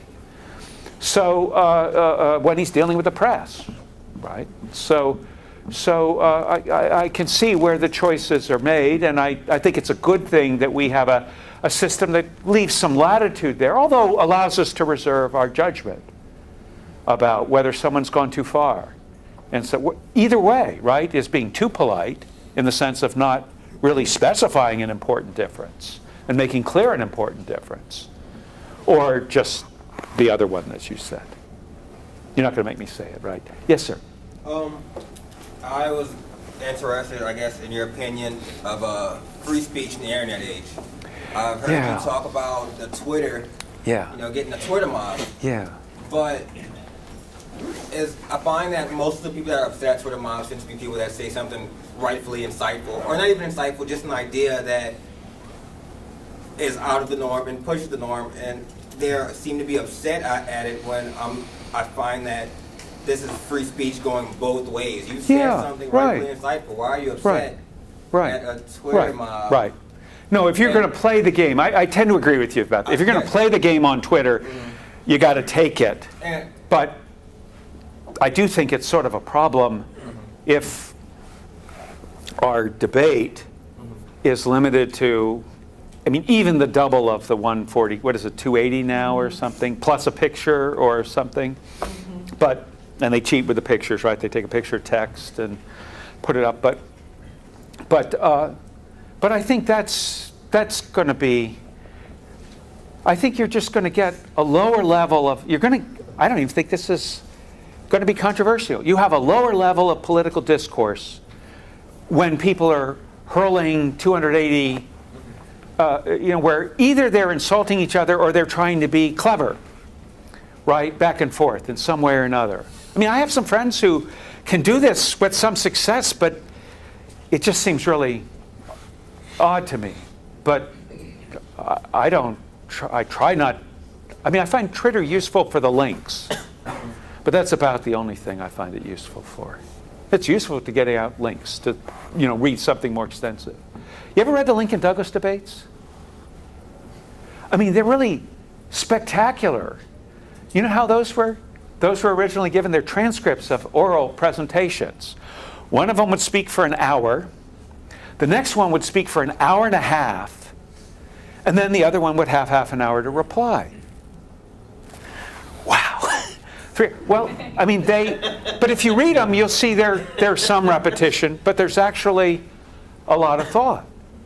Now, I'm impressed that you all have been here as long as you've been here. I mean, the clock is still at 5 of 11, as it was when I started. So this eternal now really is becoming. And so we're getting close to the Lincoln Douglas model, I guess, but which proves the virtue of the audience. But I guess you just have to take each of these things for what it's worth. So I guess you're probably right. I mean, to the extent why complain? If you're going to play the game on Twitter, what do you expect? You're going to get snarky stuff back at you. It's just a game of who's the better insulter or whatnot. Remember, Lincoln was the one who, when those transcripts were done, redid them for newspaper publication. Did he? No, yes, did he? Did. Douglas I didn't did know not. that. In other words, I didn't know that. Early Twitter. Okay. He knew they were going to be published, so he made sure that he reworked them, recrafted them, redid it. Douglas just thought it was okay. Yeah, but both papers would have printed it, huh? Very clear. Your Twitter account, sir, very interesting. He was very clear about the audience in mind. Okay. So early Twitter, an hour and a half speech, however. Okay. Okay. Yes. So the idea of social media I kind of came into this talk wondering about, and I mean, Mill couldn't have anticipated that, right? But what's interesting is, so a bit of a, I guess, case study. Over the last 10 years, Facebook has tried to institute these rules that kind of govern speech, right? But what they've ended up finding is that, and they've tried to pattern roughly after like Title IX type sort of protected class stuff, right? Mm-hmm. So on Twitter, you cannot, I'm sorry, on Facebook, you cannot say, I hate Muslims. Mm-hmm. But you can say, I hate Muslim cab drivers, for example, right? Okay. And the reasoning would be this. They would say that cab driver is not a protected class. And they refer to it as a protected modifier. Right? I see. So you don't want to say, I hate cab driving Muslims, because that would get you caught, even though it's the same thing. Is that it? They would still say that the Or can they- non-protective trumps the protective, and the reason Okay. is that they wanted to err on the side of caution. Okay. Because Okay. if they didn't, right, every reference to some protected class, Yeah. all of us would fall into. Yeah. And the moderators are actually human. It's not an algorithm. Yes, right. No, that's I've And heard. they're looking at 5,000 posts a day. Yeah. And having to make Snap decisions judgments. in Yeah, 3 to right. 4 seconds apiece, Right, right? right. And they found that the more complicated the rules got, Yeah. they couldn't consistently get the moderators Yeah. to enforce Yeah, them. yeah.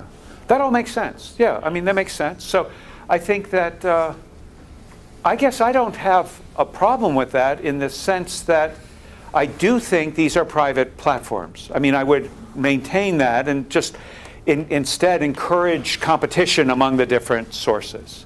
So I think we're in better stead when Twitter is competing with Facebook and they're competing with emails and other listservs and things of that sort than we are if there is just a single forum that people But the have to problem use. that Facebook had with it seems to reflect the Yeah. larger social problem, that when you try to set down these very specific rules, Yeah. and you're ignoring intention, context. Exactly. So that's why it goes, you've got to set the rules at a level. That's why when I was making my only half serious argument about these words, or any rules on it, you still would apply it by a jury, I think. It takes human judgment to make a full judgment of that. And again, even in this kind of thing, a few instances sort of makes the point.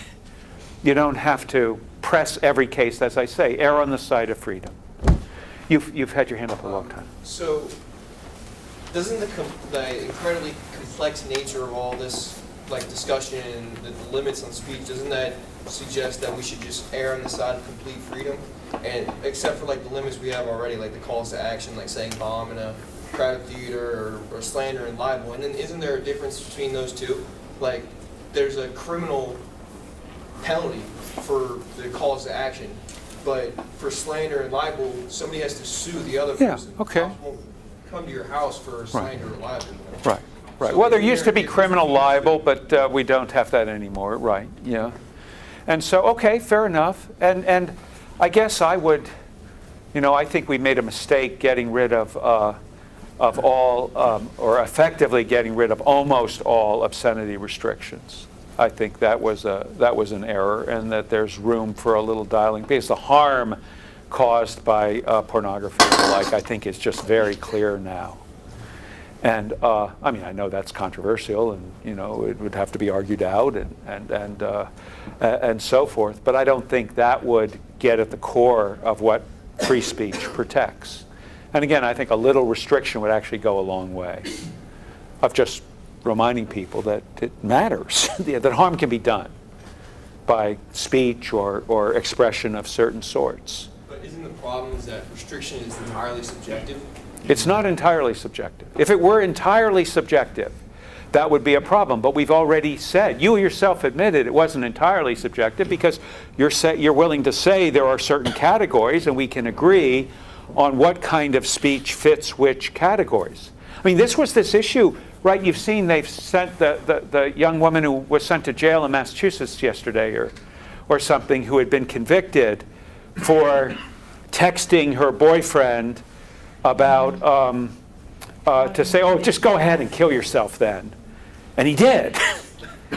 And I guess it was a kind of incitement to suicide. I don't know what the charge was exactly, but she pleaded free speech, and they said, no, I mean, this is not what free speech covers. You can distinguish between incitement to a crime or to a harm of that sort. So I think these distinctions actually can be made. And again, a jury's a pretty good protection of that, especially if we've got, unanimous verdicts.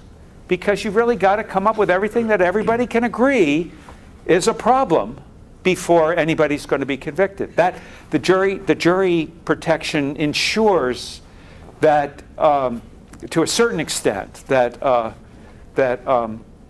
you're not going to be able to bring the penalty down on everyone just on somebody's say-so. That's where the problems, where the real problems have been speech codes at universities, and the reason is they've been administrative. They've just been a single administrator or something who has been effectively imposing the penalties without a full deliberation of the matter in that way, except one person imposing it, and that I think is a problem. Yes, ma'am, in the green sweatshirt. I kind of want to go back to the social media part. Yes. Like what the man was saying over there, he said he's on Facebook and he says that he hates Muslims who make a status or anything like that. Say I retweet the status or I like the status. Is that a form of speech coming from me if I retweet it or if I like it or anything like that? Or like if a white person likes a tweet that says the N-word, is that white person also saying the N-word? Yeah, good. I don't know what their own rules are on it. I guess. I don't know. What do you think on that one? On that one, I just have to say, what do you think about that? Like I was thinking, maybe it's an endorsement. Yeah, an endorsement is a kind of speech, isn't it? It's certainly expressing an opinion. And there's so many different ways. That's what makes it all so subtle, right? There's so many different ways of expressing opinions. And on the whole, right, I guess the First Amendment protects the like button, right? Or is there an unlike button, a dislike button? Or, yeah, can you dislike? Some things there's a thumb up or thumb down, but other things you can like, but not dislike, huh? Okay, so I think in general that would be a kind of speech too. If somebody says, if the president has the right to say it, you have the right to like it, I guess, right? Is that what you mean? Something like that, or the reverse, or whatever it would be. Yeah, I guess so. As best I understand it, I'm not sure.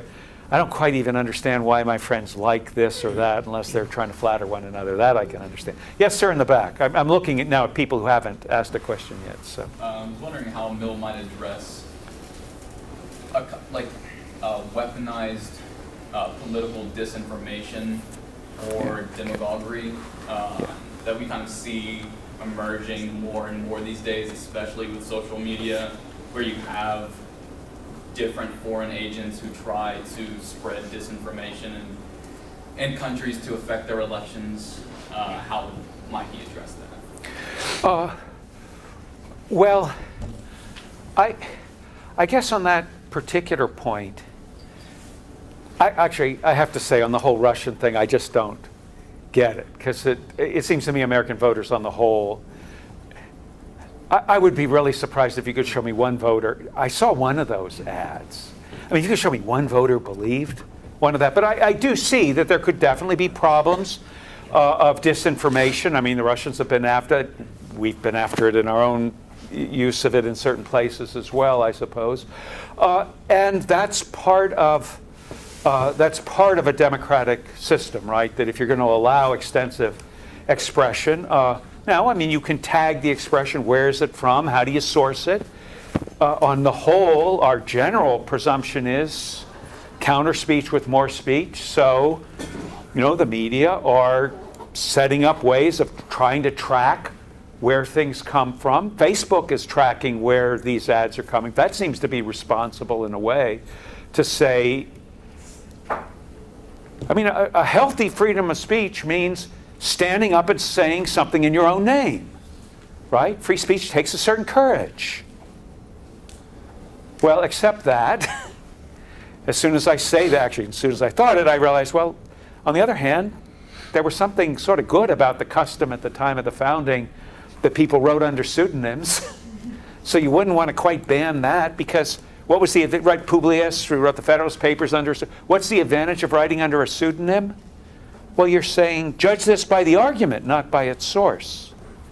Sometimes it helps to know the source, but actually,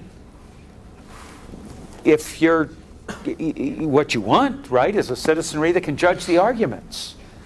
So if there's something bad coming from some other place, people think it's stupid and won't be swayed by it. So I actually, that's on the basis of at least what I saw of the one example of a presumably Russian source, or Russian source that or something. I just couldn't imagine any American voter being swayed by it. But I mean, there could be some other instance I don't know of, right? I mean, is it different if The Economist expresses an opinion? They're published in England after all, and they're establishing right-thinking opinion for the other, for the other party. Is that going to be made illegal or not? I don't know that we could do that. I mean, it makes sense to identify sources. We make that part of the debate. Identify who said that. A critical citizen, you learn to ask that always. What's his authority, right? On what authority is this opinion expressed? And what's the value of the opinion itself? So we have to be critical in all of that. But I think that's the best protection. I don't know that there's I think there's a lot of waste. There's probably a lot of wasted effort trying to figure out the other. But that's just my opinion. All right, folks, on that we've been matter. here for almost 2 hours, but there's We're not going to go for 3 like the Lincoln Douglas. No, I'm kidding. problem. You have been incredibly There's patient. Two, So, other, yeah. two other people who have their hands Okay, up. okay. Francisca and you had your hands up, so let's get these 2 questions Okay, in. and very that good. way Very everybody, good. I think, who's had their hand up can Okay, go. So, okay. take your pick. Well, no, I think Both of them get to go. Right. Okay. Okay. But you haven't asked anything yet, right? So did you ask one before? No, you didn't. Oh, I'm sorry. I thought you. Okay. Go ahead. Oh, Okay. So you go ahead. So 1, 2. We'll go that way. In previous answers, you repeatedly kind of talked about social media as if it didn't have a big impact on the way we free speech now. And so Yeah. it seems like, are you familiar with social platforms? Do you use it? And Yeah, I don't that much. I mean, a little bit. I follow a few people on Twitter and watch that. Again, mostly for the links. I think, yeah. How you connect. Okay, so here's what I think. Right. So here's what I think. I think that with regard to any here's my presumption, right? With regard to any technological improvement, first thing you do is look at how it was done before that technology came along. And I think usually you will find some analog. So someone said, well, if Mill, of course Mill didn't know social media. Well, maybe the newspapers were his social media. And that was a big thing and a big change. I mean, all of a sudden, right, in the early 19th century, it became possible for these mass-produced papers to be produced overnight and spread to thousands and thousands of people immediately. It actually seems to me that change from a world where opinions had to be expressed face-to-face was a greater change than the change from newspapers to Facebook. Yeah, I guess that would be my sense of it. So I'm sure there are things that are new and different about it, but I think I always start sort of skeptically. I borrow your sweatshirt for that one. I start, no, sorry, I guess I should have said, erase that. Right? That would really sound like harassment, trying to take the shirt off. I mean, I guess that would be where I would start. Is to start by saying, well, what were the analogies? Before there was Twitter, how were these things expressed? And what were our rules about those things? Well, where were the rules about newspapers? So, that's where the law of libel was developed with regard to newspapers. And there used to be a stricter law of libel, and then after the 1964 case of New York Times v. Sullivan, the law of libel was relieved. And the old law of libel was that there was no previous censorship. I mean, the American law, right? No previous censorship of papers. In other words, you didn't have to submit something to a government official before you published, but you were responsible in a way for the truth of what you published. Well, truth, you had fair comment on questions of opinion, right? But if you published a falsehood, a defamatory falsehood, you could be sued for the presumed damage that it did. You actually didn't even have to prove that damage was done. It was presumed that that a published falsehood about somebody else was a harm. And then that changes with regard to public figures. In this case of New York Times v. Sullivan, where the Supreme Court says, this is what I was quoting, saying you need robust, wide open, what was the third? The third, uninhibited discussion of all public matters, and that means comments on public figures. So unless you could prove that someone said something knowing it was false, or without giving any care of whether it was true or false, you couldn't collect for libel. Now, I think what happened, I mean, interestingly, right, with regard to the development of these social media platforms, there must have been some attempt at suits for libel over Twitter, over tweets. Huh? That would be an interesting question. And I don't know what the courts did with it. But presumably, you could have at least, I mean, certainly some lawyer thought of someone who published a defamatory falsehood about another person. Now, of course, what happens is social opinion about what constitutes fair comment probably has developed.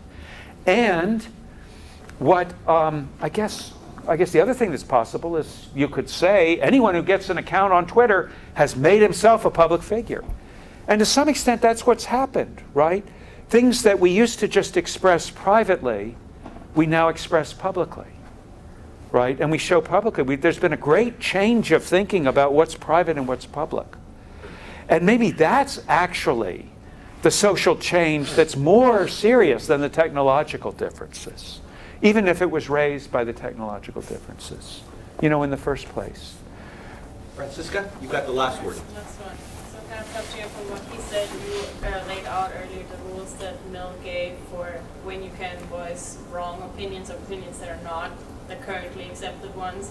And I think it seemed to me like they all aim at enabling discussion. But what if someone takes their right for free speech and just puts out things that are pretty much blatantly wrong or ignorant? How are we supposed to defend ourselves against that? Well, right, that seems to, that's what the old law of libel did to some extent. So it might be that actually there should be reconsideration of our tremendous relaxation about that, or of making everyone a public figure. So I think that's a debate that actually would be worth having. People seem to think that they have a right to harm others if it's just words. Well, to some extent, can words hurt you or not? Well, we have the old playground adage, sticks and stones may break my bones, but we know that in some respects words can hurt. And actually, it's probably true that, and maybe this is where social media really does make a difference, it's probably true that in most human contexts, we know the difference of whether words hurt you or not, right? When it's a bunch of guys at the frat hurling insults at each other, that's how they bond, Go figure, but it's how they bond, right? It's sort of a guy thing, and maybe it's expanded, but I don't know. But suddenly it's all in public, and you don't know who the audience is. And if that's the only way we relate, if everything we do is public, right, then all those boundaries, not to mention how you learn, the difference between truth and falsehood and how reputations get established. Maybe the problem on Twitter is that reputations get established for who's the cleverest, right? Or who's people just attracted. You follow people who are funny. I don't know. Why do you follow somebody? Actually, I don't know the answer to that question. Why do you follow somebody? Because they're interesting, presumably. You think they're clever, they're cool, whatever that is, or you love their insults, or whatever it is that you follow them. But it's probably not going to be because they're thoughtful. Well, maybe it is because they're thoughtful people, and so you're impressed by what they're reading, and they tweet out good article here, and they send a link. Or they say something very clever that really does solve a political problem or something like that. But it is probably true the platform has a tendency to encourage certain kinds of judgments and discourage other kinds of judgments. And so the balance we need is to figure out how do we make better judgments about what's true and false. But you know, there the real deep source might not be just what happens to happen on Twitter or what happens to be done by papers or what the Russians are doing or the Chinese or the Venezuelans if they've gotten into the act or not. But it really might be the fact that modern thinkers have trouble saying with authority what's good and what isn't, and therefore what's true about the good and what isn't. And that is a serious philosophical question. So you're at the right place, so to speak, at the university to sort of dig to the deepest level of the issue. Well, we only went 2 hours and 20 minutes today. I'm very sorry that we might have to stop. Next speaker we'll bring in, don't worry, it'll be 3 hours and 20 minutes. Thank you all for coming. A quick thing, thank you, Jason Malloy, the Police Speaker Series, for getting us this fine pizza. Thank you very much.